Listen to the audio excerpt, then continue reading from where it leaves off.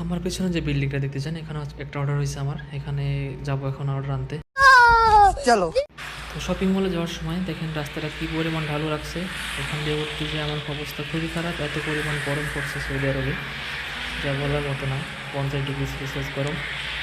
এটা হচ্ছে রিয়াদে। তো যাওয়াতে যেতে আমার অবস্থা খুবই খারাপ। তো ফাইনালি গেটের সামনে চলে আসছি। ভিডিওটা একটু টেনে দিছি। আমার অবস্থা এত গরম, ভাবতেছি যে কি করব, এত গরমে বাঁচা যায় না।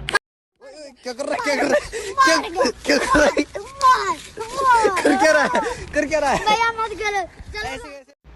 তো দেখতেই তো বলেন গরমের কারণে আমার অবস্থা খুবই খারাপ। তো এখানে আসার পর একটু ভালো লাগছে। এখানে ঠান্ডা আছে অনেকটাই, কারণ চারপাশ দিয়ে এসি লাগানো, এই জন্য খুব ঠান্ডা লাগতেছিল, ভালোই লাগতেছিল।